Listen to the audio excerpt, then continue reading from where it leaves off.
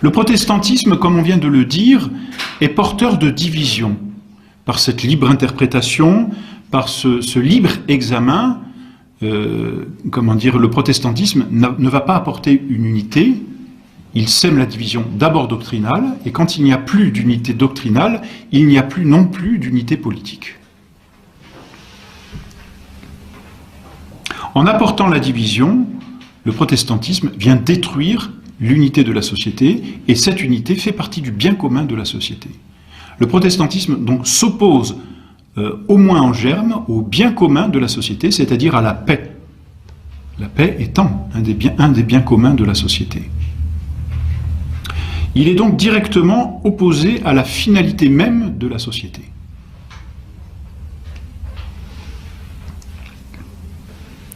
En prenant ce libre examen, non seulement il est porteur de division, mais finalement il est porteur d'individualisme, parce que le concept qu'il va véhiculer, c'est la liberté, un concept cher à notre époque. Pas simplement au sens de libéralisme, mais au sens de liberté comme l'apanage de l'homme.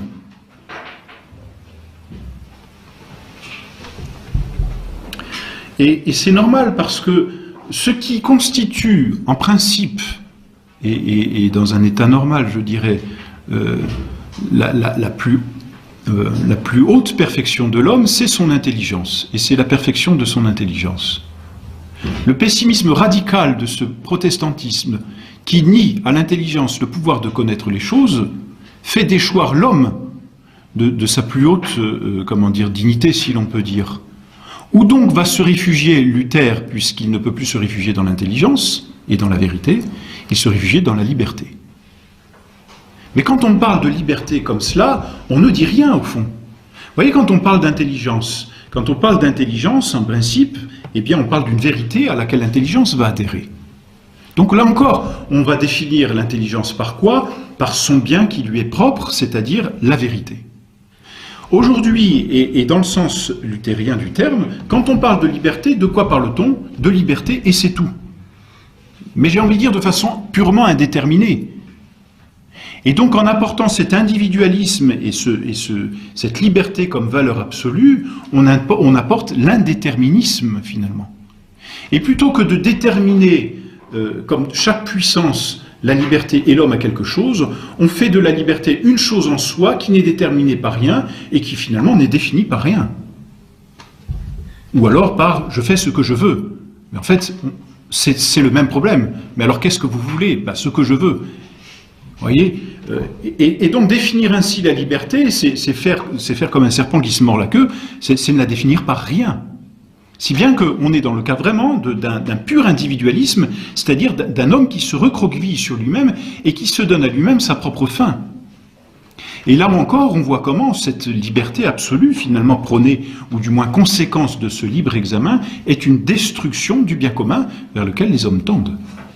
Le bien commun de l'homme qui prône la liberté comme bien absolu, ce bien commun, ce n'est plus un bien commun, c'est mon bien personnel, c'est l'individualisme. C'est donc l'éclatement des membres de la société. On dit non seulement l'éclatement du bien commun, on dit que Luther s'oppose au bien commun en brisant l'unité, n'est-ce pas? Mais en apportant la liberté comme valeur absolue, eh bien, il éclate la société et fait de chaque individu sa fin pour lui-même. On rencontre cela tout particulièrement aujourd'hui dans cette doctrine qu'on appelle l'existentialisme.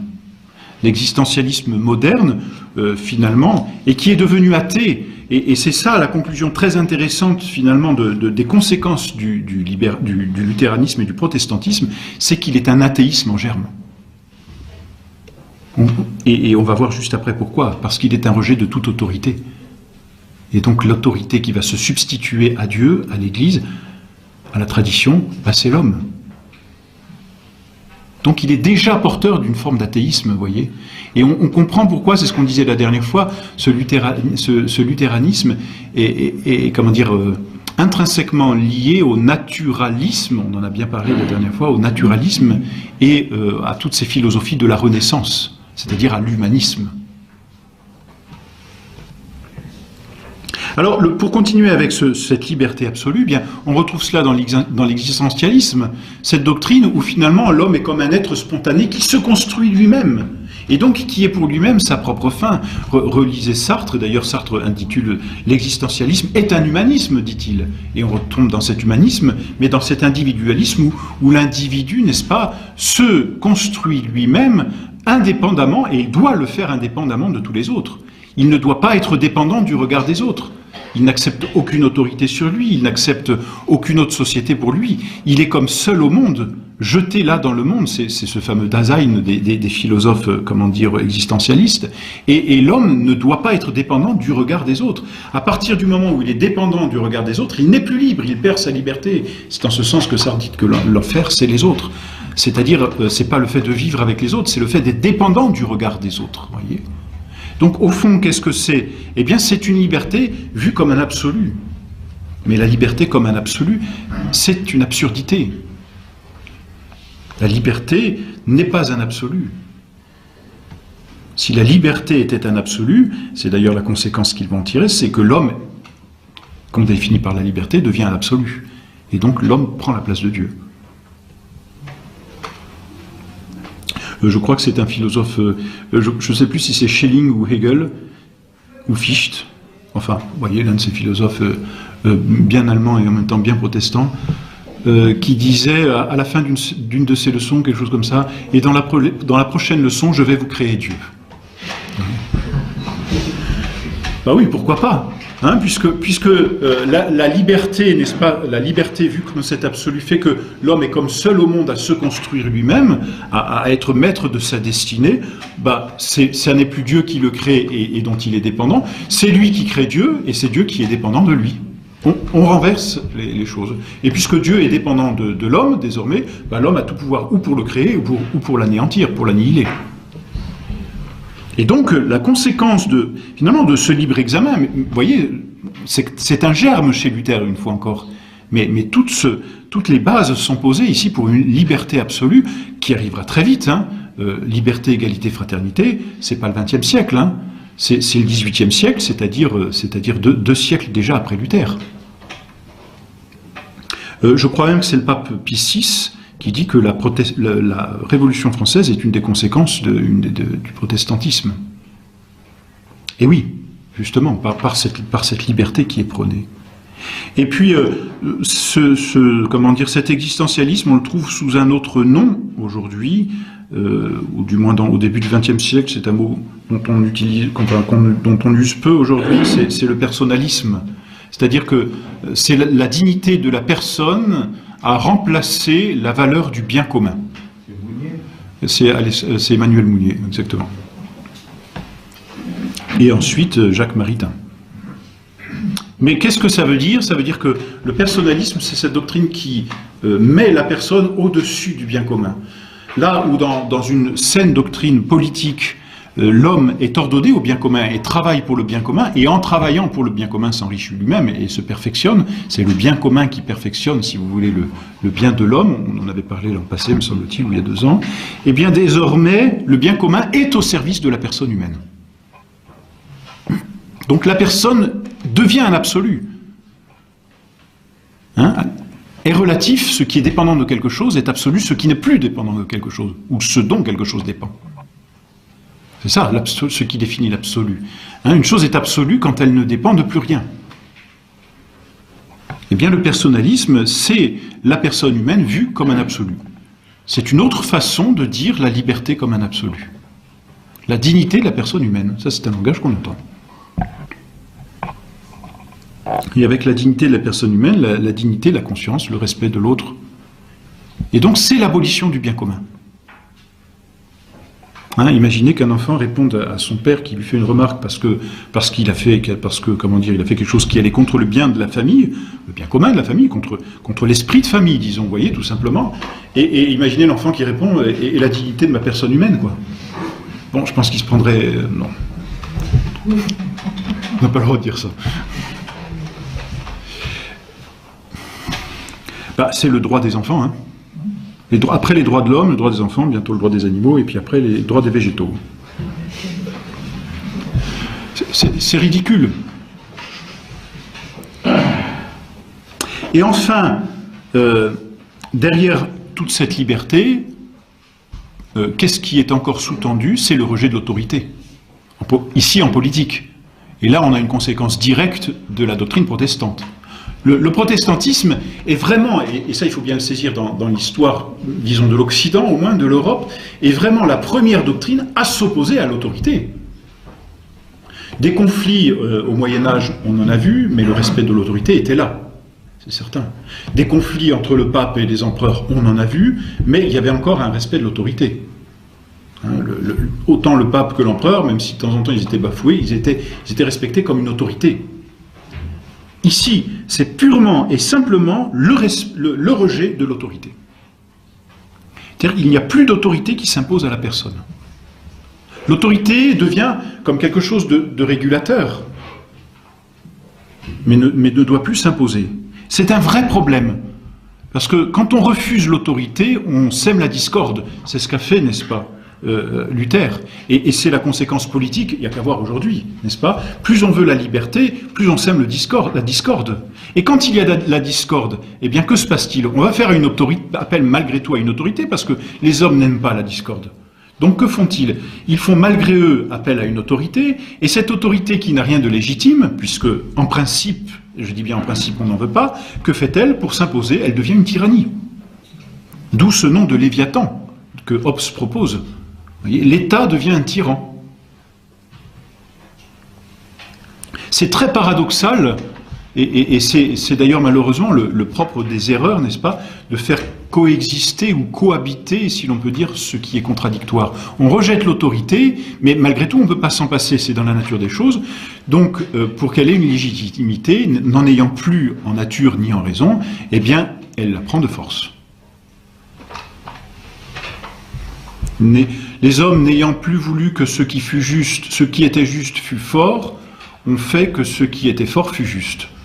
Et c'est, je ne sais plus qui c'est. Pourtant c'est connu. Je ne sais plus. Et c'est ça. C'est-à-dire que la justice, qui est directement régulée par l'intelligence, la raison, ne peut plus s'imposer, en raison de ce pessimisme de la raison, posé en germe par Luther. Eh bien, qu'est-ce que l'on va faire? On va employer la force. D'où les guerres. Et la tyrannie qui cherche à s'imposer, tôt ou tard, se fait renverser. Parce que le propre de quelque chose qui s'impose par voie de force et sans raison, avec cette, comment dire, ce mépris, disons, de ce pessimisme de la raison, eh bien, finit par être détesté parce que, naturellement, on a besoin de raison. Naturellement, l'homme est raisonnable, si vous voulez. Et même si l'homme ne peut pas tout comprendre, il a malgré tout besoin d'être éclairé, au moins en partie. Alors, absence d'unité, rejet de l'autorité, liberté, libre examen, personnalisme, individualisme, finalement coexistence d'individus entre eux qui essayent de se réguler par une autorité qu'ils s'imposent en essayant qu'elle ne soit pas trop tyrannique ou qu'elle ne soit pas du tout, j'ai nommé là la démocratie. Hein, finalement, ça n'est pas autre chose. Et la démocratie est une conséquence, finalement, de ce luthéranisme. Liberté, égalité. Alors fraternité, ça marche moins, même s'ils la veulent. Liberté, égalité, fraternité. C'est assez paradoxal parce que vous comprenez que à partir du moment où on a posé liberté, on ne peut plus poser égalité, fraternité. Parce que les hommes, là pour le coup, avec de tels principes, l'homme devient un loup pour l'homme, ça fait aucun doute. Mais voilà l'une des conséquences, si vous voulez, de ce luthéranisme, de ce protestantisme, c'est la démocratie.